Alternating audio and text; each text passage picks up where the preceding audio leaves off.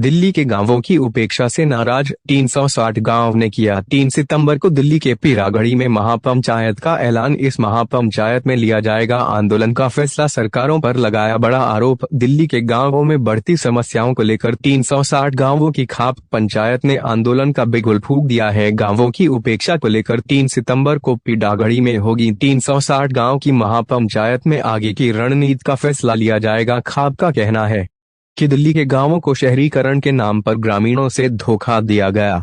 Section 81 के नाम पर ग्रामीणों से पैसे मांगे जा रहे हैं।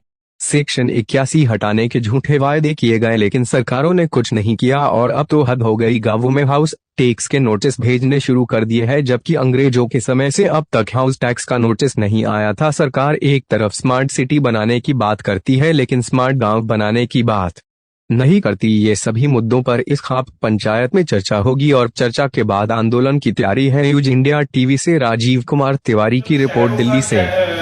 शहरीकरण हुआ गांवों का, तो शहरीकरण के नाम पर दिल्ली के किसी भी गांव में कोई मूलभूत सुविधा नहीं है सिवा एक सीवर की लाइन और पानी की लाइन के।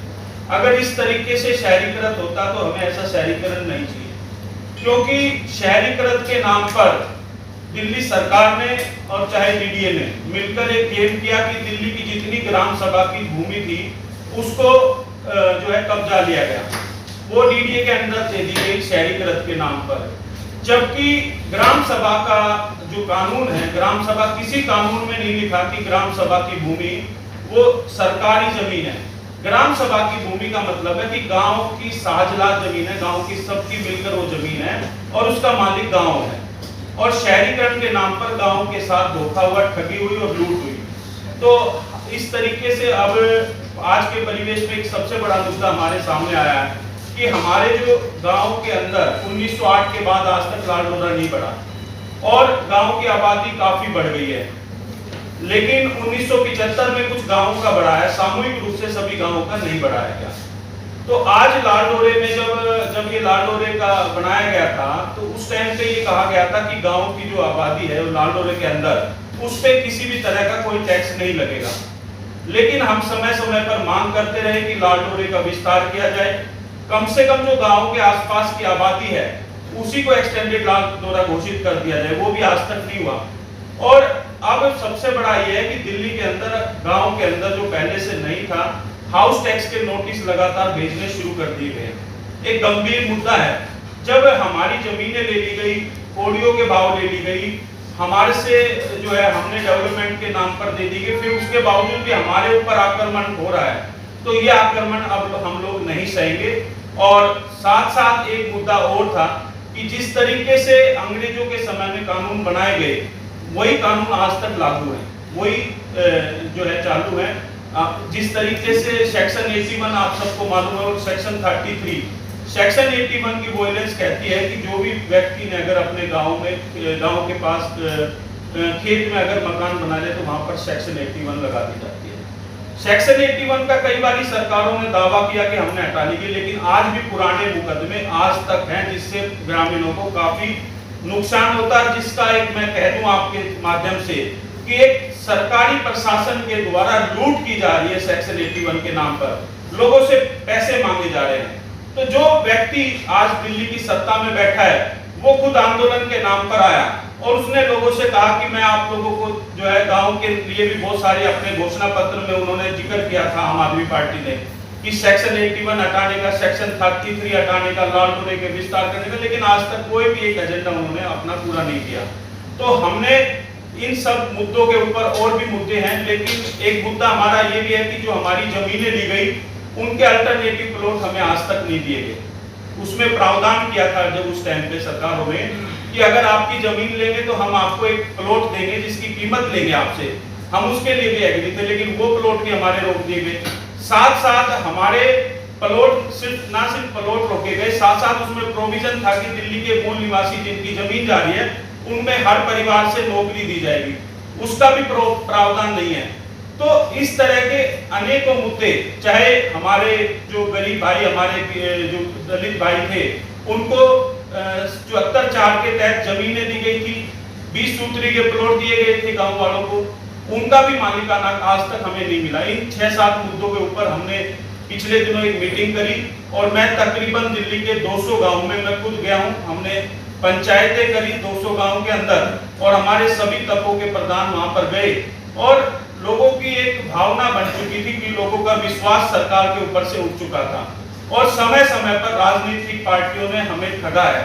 तो हमने ये सबने तय किया कि अब हम ठगी बर्दाश्त नहीं करेंगे और ग्रामीणों के मुद्दे को लेकर अपनी जो मूलभूत हमारी सुविधाएं उनके लिए, हक और अधिकार के लिए हम लोग लड़ाई लड़ेंगे।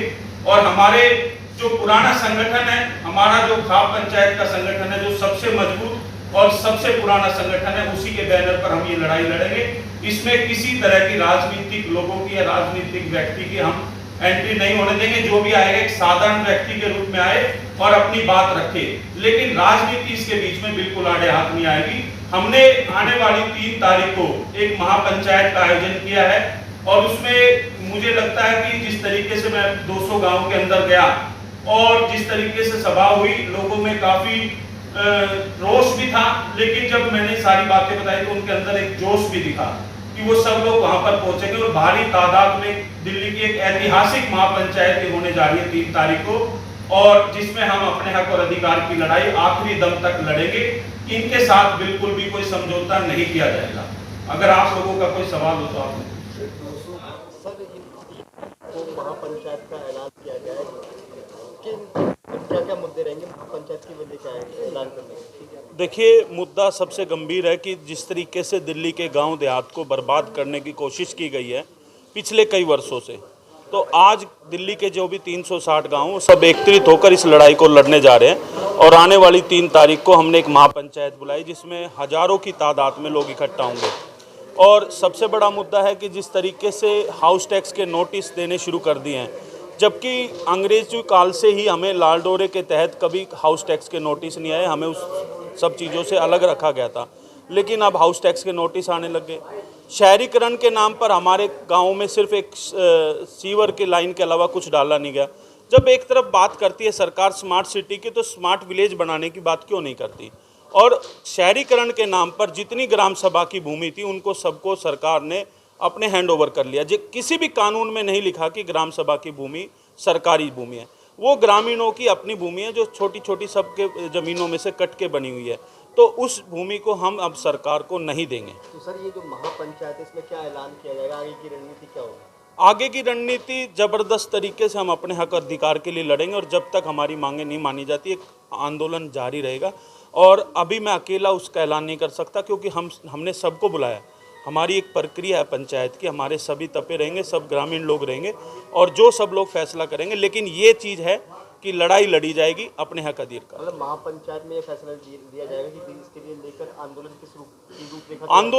आंदोलन पे चर्चा होगा, चाहे वो हमें हो सकता है दिल्ली के मुख्यमंत्री के घर के बाहर बैठना हो सकता है हमें जो है केंद्र सरकार के खिलाफ लड़ाई लड़नी पड़े, जंतर मंतर पर आप लड़ना पड़े। हमारी किसी एक पार्टी या एक सरकार से लड़ाई नहीं है, हमारी लड़ाई है कि हमें हमारे हक और अधिकार मिलने चाहिए, चाहे उसमें केंद्र सरकार के इशू हो चाहे दिल्ली सरकार के इशू।